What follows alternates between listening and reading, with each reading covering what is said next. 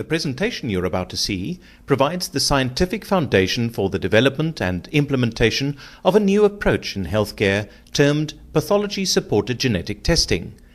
To request this service, a questionnaire is completed online by clinicians to document the personal and family history and medical conditions, medication side effects, lifestyle factors, and pathology test results relevant to the genetic risk factors being analyzed. The information then feeds into the Gknowmix.com computerized data integration system that enables translation of different data sets into a single estimate of risk or intervention plan tailored to the needs of the individual. This approach was first applied in patients with elevated cholesterol levels to distinguish those with familial hypercholesterolemia from patients with less severe subtypes of cardiovascular disease caused by a combination of genetic and environmental factors. This test concept expanded into the development of a comprehensive wellness gene screen, whereby DNA testing is combined with relevant pathology measurements to provide information on both the current health status of the patient and future risk implications. The genetic test component is focused on the identification of underlying disease mechanisms to direct treatment or to guide prevention of cumulative risk. I would like to thank Professor Snyder for his talk. As always, it is a pleasure to listen to him. He has the insight to really give us that background from his experience on how pathology also initially was not used so widely in clinical work and how the process developed. And in a way, with genetics, we are following a similar route. My talk is about pathology supported genetic testing for the past, the future and the present. And when I think about the past, the first thing that comes to my mind is the work that I've done for my own PhD on the disease called familial hypercholesterolemia. Now that is a very important condition because many people with high cholesterol levels do not know that they have the very severe form that can cause sudden death and heart attacks at the average age of 45 years in men and approximately 10 years later in women. So when you look at how the whole pathology supported genetic testing concept developed, I would like for you to keep in mind that this is the background of where I realized that even for monogenic diseases like familial hypercholesterolemia, where the one mutation in the gene can actually explain the clinical phenotype, that there's also other genes that can modify the phenotype, that lifestyle changes could maybe have an impact. Smoking, for instance, has been shown to cause a 10-year earlier onset of the disease, and also modifier genes, and this is the topic that we will be moving in today, how we have to look at genetics in a more comprehensive way. Also, when we're looking at the past, more than 10 years ago, I was invited to give a talk at the International Human Genetics Conference based on the research that we've done in this country on familial hypercholesterolemia. And I've realized the importance of how when you do genetic testing, when you do the research, how important it is to actually identify the spectrum of mutations in different populations. So that would be the background of the research and the findings and the services as offered today. Now the primary goal of the human genome research is to improve health after all. So in the past we had to show firstly how important it is to do basic research and understand the complexities around how the different genetic backgrounds could impact on disease patterns. For the present, we are working on the translation of all this knowledge and what we can gather and work together with other researchers all over the world to integrate that as part of clinical practice. And then in the future, we hope that this pathology-supported genetic testing concept would become a standard of care. So always when we give these workshops, we involve people from the private sector and the academic sector to help us guide the way forward. So we've been looking at familial hypercholesterolemia as this example of a monogenic single gene disorder. To date, in fact, there's more than 3 genes identified that can cause high cholesterol familial type. And this is only being able by dissecting families with inherited conditions by looking at them and not finding the genes in the initial LDL receptor gene or in the ApoB gene, and then looking further.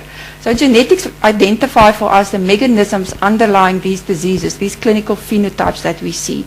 When we move over to multifactorial diseases, where the genetic component is only very small and where the environmental factor is actually the major contributing or causal factor, but in most cases it's a combination of two, then we have to look at how it impacts on non-communicable diseases becoming a major problem in future and even today.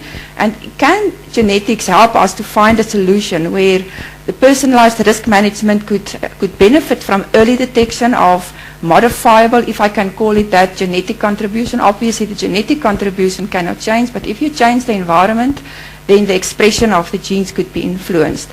So our aim would be to improve the quality of life and reduce the costs of care. But the challenge is really, as we've heard, to integrate this genetics with other health disciplines in order to overall improve the efficiency. Now, the only way that we can do this is by a multidisciplinary approach. So we have developed over the past 5 years, here with the support of the University of Stellenbosch and many of the people that you see here today in the audience, a system where a computer program can be used, a secure program where we can document the family history. The doctor can assess the health status by and adding that information into different data sets and interfaces made available. Then the laboratory testing is done. Doctors can actually pre-select a laboratory even, and that testing can be done in different locations. And once all of that information is to come together and integrated, and all the tick boxes on the website is indicated to be complete, then we as scientists that develop these tests can provide an informative report back to the doctor, back to the laboratory. And for that, doctor, dietitian and clinicians to implement the information, working again in a multidisciplinary team effort. And very important also to monitor the outcome of these interventions to see if we are on the right track. And when the genetic testing do not give us a clue, then we still have the clinical information available to use then for that patient. So cardiovascular disease, as Professor Snyder mentioned, was really a prototype for us, an example, because familial hypercholesterolemia, where I started my studies, was only one subtype, but a very severe, very important one. 5 to 10% only of people with high cholesterol have this severe type, but we had to find a way to identify them. So for that reason, we developed a more comprehensive genetic testing based on the research that has been done over many, many years. In 1993, we published on information that was used to even do a prenatal testing where the amniotic fluid of the mother was taken. The genetic test was done on that child, on the fetus, to determine whether the fetus would be homozygous, because familial hypercholesterolemia homozygotes, if they inherit the faulty gene from both parents, usually die by the age of 20. So in this specific family, we could make an impact in their whole family context because the fetus was totally normal. Both parents were carriers for this gene or heterozygotes, and they already had a homozygous child who have to go to the lipid clinic for the serum to be replaced. To move on then from there, if we then look at today, where are we today, is that we've just published an article on the Pathology Supported Genetic Testing, explaining it in the context of cardiovascular disease and how certain genes that we know that can increase your risk for heart disease, in fact can also increase your risk for other complex diseases like Alzheimer's disease. So this is one of the articles that's in your pack. So we will not go into detail, but it would be important for you to get the full benefit out of this conference to actually read the articles and make sure that you can understand and put them in the context of these talks. So in the process, we then developed a multi-gene cardiovascular disease test, and that has now become even the diagnostic component only if you can combine it, if you evaluate it in the context of abnormal pathology testing of what we call a research-based wellness screen, which we will discuss in the following talks. What's also important if you look at cholesterol is that there are certain genes that can cause interaction between the diet. Only smoking has been shown and highly fatty intake of the diet to actually switch on this ApoE4 gene so it becomes a causal factor. Also, in the context of cholesterol, some people experience serious side effects, muscle pains when they take cholesterol pills. We can test for these variants in our genes to also then try and improve the management of these patients. So if we now look, coming from familial hypercholesterolemia, we see this more complex picture of having to incorporate information on more low penetrance genes, modifier genes, how it interact with the environment, how in the same patient pharmacogenetics, where there's a gene-drug interaction, become relevant. So how do we do this? How do we make it possible for a patient to get the full benefit of having a genetic test?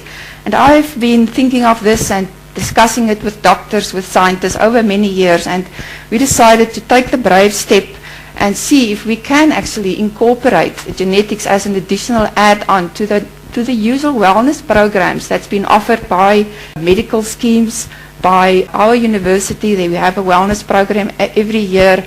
The staff are invited to participate. So this provided for us a nice way to say, could we include this in a research project? And indeed we did. We got ethics approval for an implementation study. And these slides that I show, I don't have the time to really go into them in detail, but they are work from Dr. Davy van Velden sitting here, Professor Marnevik from CPUT. And so we are really privileged to be working with people like Professor Marnevik and Dr. Davy van Velden to provide us with sample material, with their insight, with their knowledge, so that together we can come up with information that could benefit also the product and the project and the patients behind them that give those information. Here we must also be very careful about claims that we make. So articles need to be published, need to be peer reviewed, so that we can ensure that the information that we actually distribute would be valid. So we always include a validation data set, and we try to include implementation data sets in our research. And a very good example of an implementation data set that we could include and could help for the publication is the presentation that was given at the previous workshop by Nicole van der Merwe. She's one of our postgraduate students. And I would like to ask Nicole to just give us just 2 sentences on what her experience was from being able to actually interact with medical doctors that responded to her presentation last year. I've been very privileged to publish my work with Prof Kotze, and subsequent to the publication we've received a great response in terms of researchers and clinicians showing interest in my topic and also the test. I've also received several invitations to present at international congresses, also just showing the importance of the work that we're doing and the relevance internationally. It's great seeing that work, the work that we do in the lab being translated into clinical practice, and it is making a difference. So thank you very much, and if you look in your handouts, you can find a copy of the article. As Professor Snyder said, we're linking the service delivery then to ongoing research. Because it is very important that we provide the evidence. In the previous workshop last year, Professor Mani de Klerk presented this slide, and I would like to acknowledge him for seeing the value of genetic testing, and particularly the need for genetic counseling, because if you really look in detail to this algorithm in a way, can see the importance of genetic counselors. Many times it happens that the genetic counseling is requested by a patient directly on our website or by a doctor for the patient, or sometimes when we see according to the profile that the wrong test was maybe requested or that genetic counseling is required, like for familial breast cancer, there must be genetic counseling pre and post the test. Then sometimes it happens that the test is not needed anymore, and that patient then would only pay for the counseling session and not proceed to the testing. So one can see how the genomic system, the database that we've developed, can also form part of this scenario, so that the test results are then provided and then the interpretations is sent back to the doctor. This is also one of Professor de Klerk's slides, where he has done and started the whole process for health technology assessment. And this is actually what will be discussed in the next talk by the PhD student Kathy Grant, how the information that was gathered through this health technology assessment that was done for one of the, if not the most expensive test in South Africa, 22,000 Rand for the mammoprint test that can reduce the use of chemotherapy, that some medical aids included as part of oncology benefits. So I think for me, if one must talk about breakthroughs, this is for me a breakthrough for cancer patients out there, that the research that we here do, and by doing it in an implementary and in a translational fashion, that it can make a difference as we gather the evidence, as we proceed with our research to always improve and obtain the information and the opinions of doctors so that we know that we are staying on the right track. So also very important is obviously the clinical utility of the tests. It's very important how prevalent it is in the tested population. Is there effective interventions available, particularly in certain genetic subgroups, because no test is relevant just for anybody to screen for. There must be an indicator, and this is part of our research to develop those selection criteria, because the question that the doctor mostly asks when they phone me about a certain profile is, what test would you suggest for this patient?